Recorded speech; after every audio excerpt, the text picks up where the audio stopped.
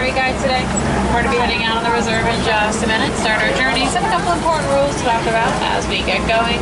For your safety and the safety of the animals, we need to make sure we'll be staying fully seated, keeping our hands, arms, feet, and legs inside the truck at all times on the reserve. For any little ones on board, they can be seated in a lap for a better view as long as they stay fully seated in that one lap and one lap only throughout the whole safari. It does get pretty bouncy out on these roads. We're going to go ahead and make our way down to our first stop in the Little Waturi Forest. It'll be the most densely forested area of the reserve, also home to some of the shyest residents. A lot of the animals down in these forests have great methods of natural camouflage to help them blend in. So we'll keep our eyes peeled and see who we can find. We've already got lots of activity. We'll be on both sides of the truck. On our left are these copper-colored antelope with the long horns, the bongo. They're one of the shortest and heaviest forest antelope in Africa, weighing in at up to 800 pounds. Very short and stout. It helps them to hide in the underbrush and not be seen by predators. Also on our left and right are the tan antelope, the greater kudu, and then on the right is an okapi across the water from us. For the okapi, they might look a bit like a zebra since they've got their nice striped pants on, but they're actually one of the closest and only known relatives of the giraffe and not the zebra. The okapi have the black and white stripes on their fur for the same reason the kudu and the bongo have the white stripes on their fur. It's just natural camouflage. And for those kudu, we know those are females because only the males have horns. Females are also a little more social.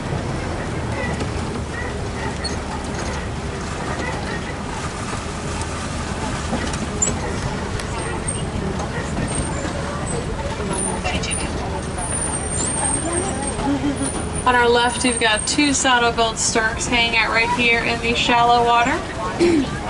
They get their name from the big yellow shape at the top of their bill. It kind of looks like the seat of a saddle. They reach heights of around 5 feet thanks to their spindly legs, and they use those legs to wade into shallow water where they will fish for their dinner. So they've got some prime waterside real estate here in the forest.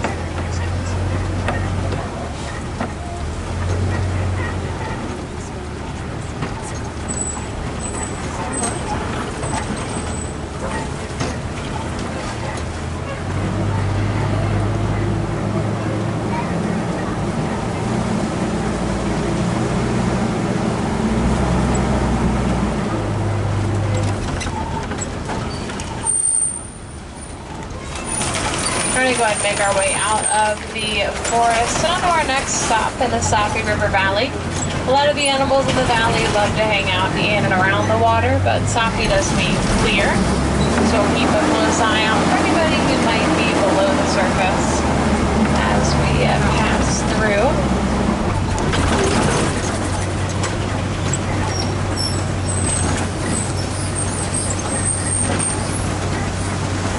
First up on the right, we've got lots of bird activity. The large gray and white birds are the pink-backed pelicans. The pelicans will use that massive pouch full of their bill. Just like in nets, they can scoop fish up in that pouch, squeeze the water out, and then swallow those fish whole. It's a great mental image for you. Pinkbacks are also one of the smallest of the pelicans, with a wingspan of 9 feet. 9 feet is also the width of the canopy of the truck above your heads. Also got a hippo hanging out on our left-hand side. The Nile hippos are one of the top 3. Please make sure we keep our little ones seated. Top 3 largest land animals, weighing in at over 5,000 pounds. It does mean they can outweigh most small cars. As for why they spend their daytime hours underwater, they have very sensitive skin prone to sunburn. They also overheat easily. Staying underwater just helps to combat both of those issues.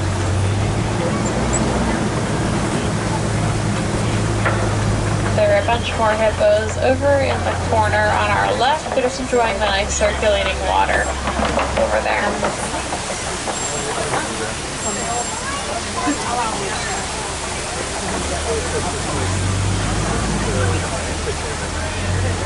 And then we've got a Nile crocodile on our left in the shallow edge of the river.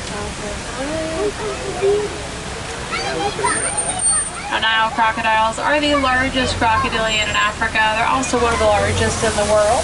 They reach lengths of around 16 feet. They can also weigh in at over 500 pounds. To go along with that, they have an incredibly strong bite force that comes from their upper jaw and allows them to bite through the bones of their prey. Now, the prey of a Nile crocodile can be anything as small as a fish you'll find swimming in the river with them, or as big as a large mammal who might make their way up to the water to try to get a drink. They're very opportunistic predators, which is a fantastic survival skill.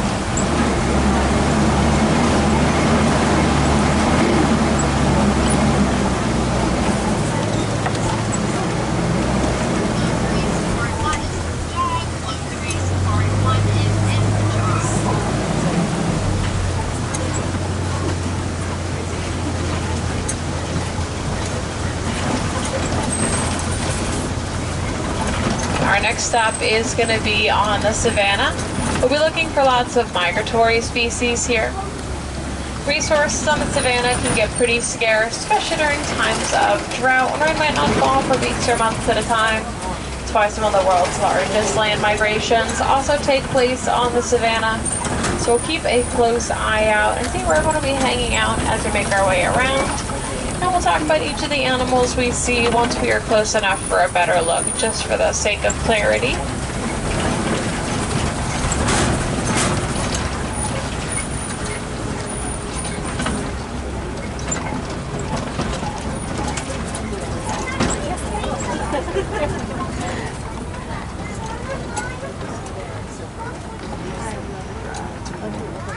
We do have some wildebeest hanging out right in the middle of the savannah on our right-hand side. The wildebeest are a part of one of the world's largest land migrations. They can migrate in herds of up to 1.5 million. That does make them one of the most densely populated animals on this planet, behind us as humans.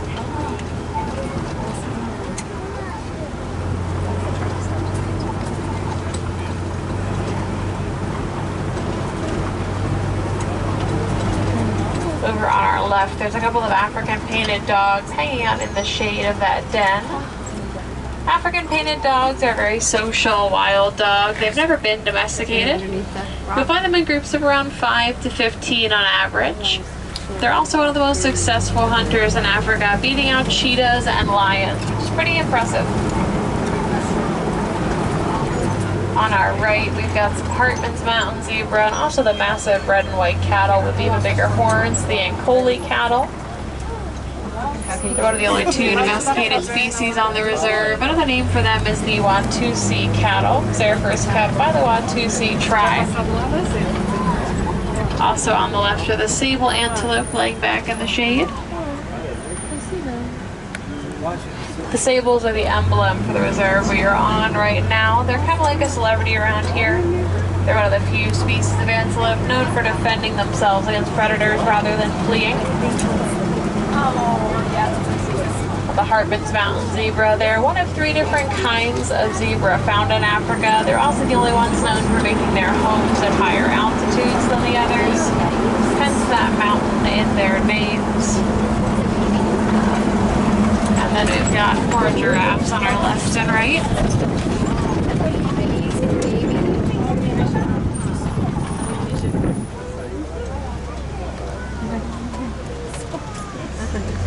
They are the tallest land animal. When they're first born, they start at about 6 feet tall, and they can mature to reach heights anywhere between 13 and 18 feet at the highest end of their average. Either way, they are very tall animals. They love to eat all day and all night. They are very big snackers, and they actually help to encourage new growth in trees all across the savannah just by eating from them, which is pretty neat. Very, very important part of keeping up with their own ecosystem.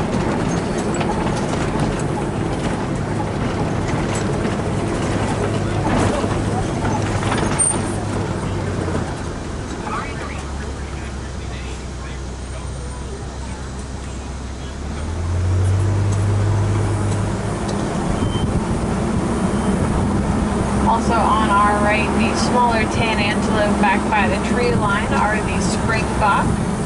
The springbok get their name from their ability to spring. They can jump around 6 feet up in the air and 13 feet forward from a standstill. It does mean that if they wanted to, they could jump right through this truck from side to side without even touching it.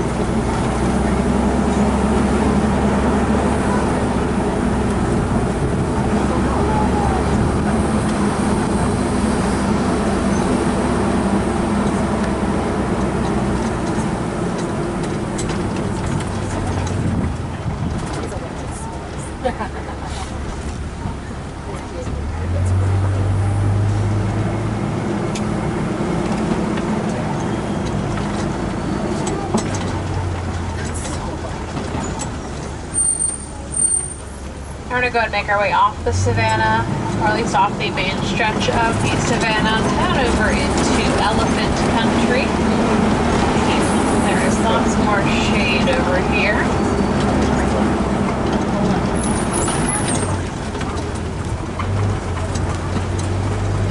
There is going to be an elephant on our right-hand side. You'll get 2 quick looks at him from our current vantage point, and we should get a little bit of a better look in just 1 second.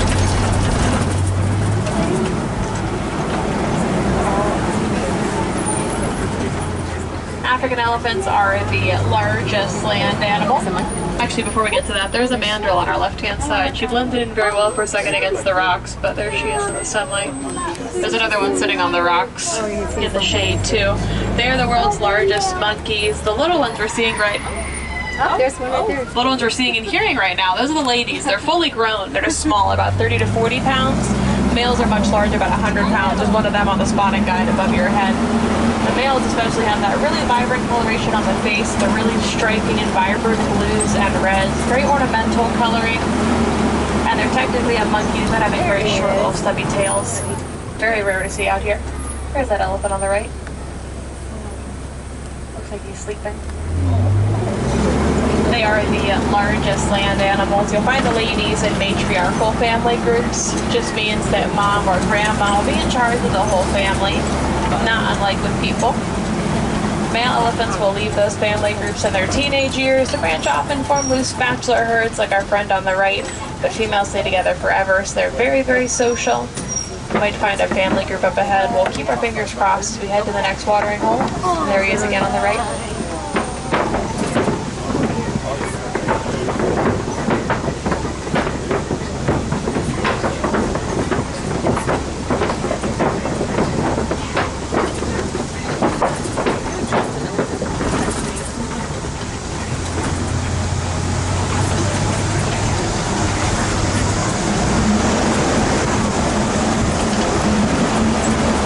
Elephants are also a great example of a keystone species. Just means they're an animal that plays a very important part in the circle of life, and they also give a lot more than they take from the world around them. Keystone species exist all over the world. They can be any kind of animal. All that matters is they keep everything working as it should by doing their everyday behaviors. And for elephants, that's done by acting as a walking bulldozer around the savannah. They can do some pretty incredible things with their size, like pushing over entire trees to get to the very tasty snacks at the top of those trees. They can pave paths through wooded areas to make those areas accessible for themselves and smaller animals. They can also sniff out resources like underground springs and dig them up for themselves and others to access, which is pretty incredible, and also very important on the savannah where droughts are so common.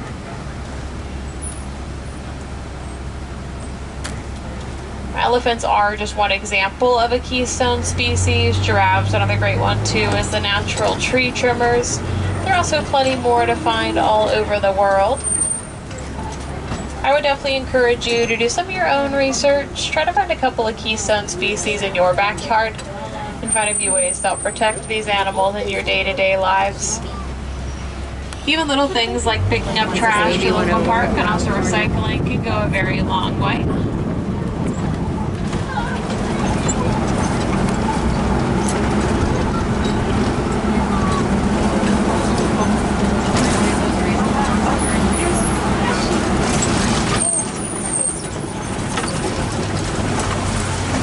Looks like it is bath time.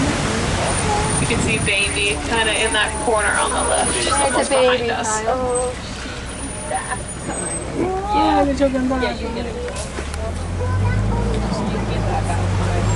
It'll be a little bit easier to see her as we loop around the flamingos. You'll be able to just kind of look to the left and see her, as long as she sticks in that spot.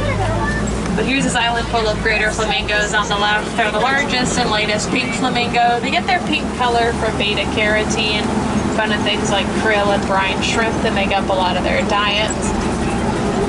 A group of flamingos is called a flamboyance. So we just circle around a flamboyance of flamingos.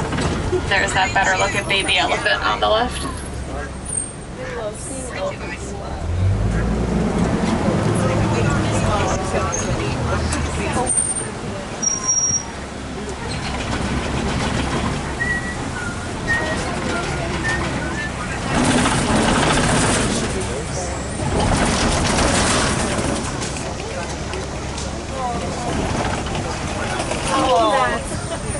We're over on the second half of the savannah now. Things are much shadier here. We've got a mud wallow and some white rhinos on the left. Elephants and rhinos both have very thick but very sensitive skin, so mud's kind of like an all-in-one skincare routine for them. Hence them always being so muddy when we see them.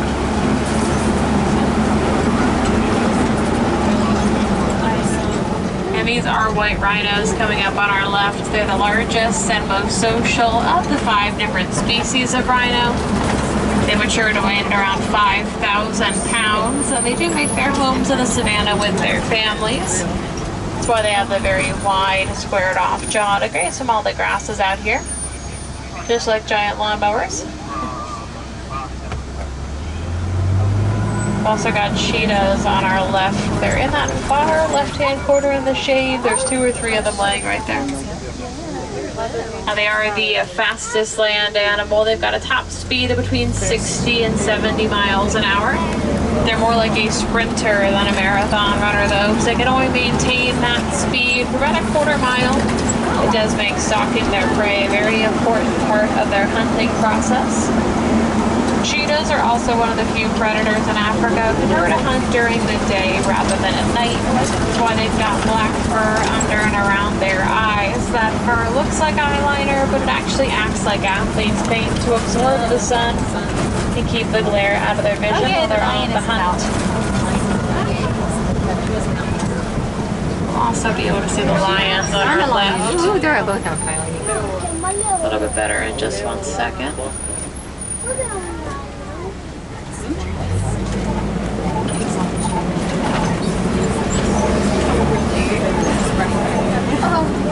Lions are really the only social big cats. Other big cats are very solitary animals, but lions are an anomaly. In a pride of lions, it will be the ladies who do the hunting every night, while any males in the pride will be staying back to guard the territory and watch over the cubs if they have any. Since lions hunt at night, they'll be sleeping or resting for around 18 to 20 hours of the day to conserve energy for that hunt, all in the hopes of not going hungry when it's time to go out and catch dinner. He's snoring.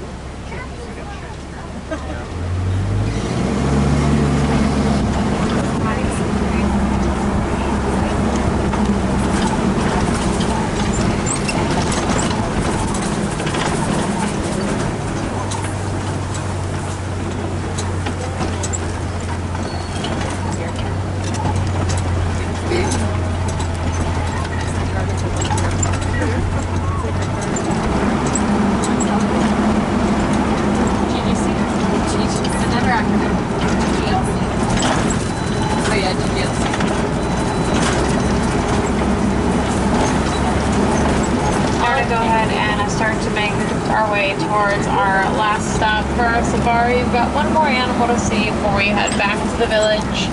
We're going to swing by the warden's post and say hello to some conservation superheroes. We're looking for an animal who is very adorable, very entertaining, and also very important to conservation efforts all across Africa.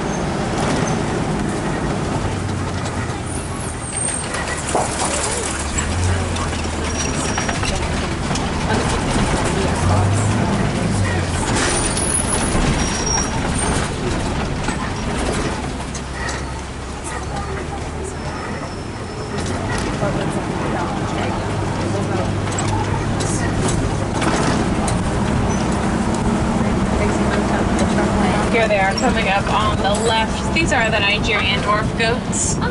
They are a smaller domesticated goat, commonly kept as pets and livestock. Not only are they very adorable and very entertaining, but they're also very important. Their milk can be sold for a very high profit, as it's said to taste very sweet. The sale of that milk helps stimulate the economy in rural villages in Africa. It also helps to encourage those villagers to keep their business focused on domesticated animals rather than wild animals. That's why the little conservation superheroes.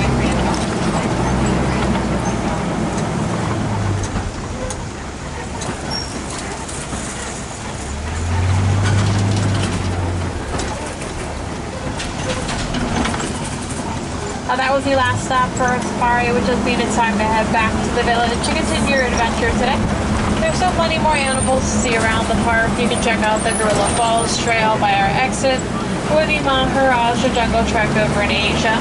These are both self-guided walking trails that are fully accessible for strollers and wheelchairs. You can spend as long as you want on these trails, admiring the animals and also learning about them with the help of my friends in green and the wilderness explorers who meet along your journey.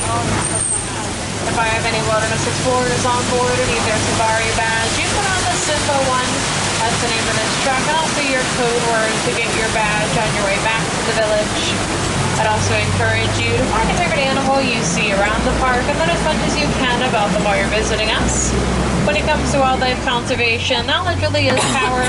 The more we know about these animals, the more we care, and the more we care, the more we want to protect them, which is the ultimate goal.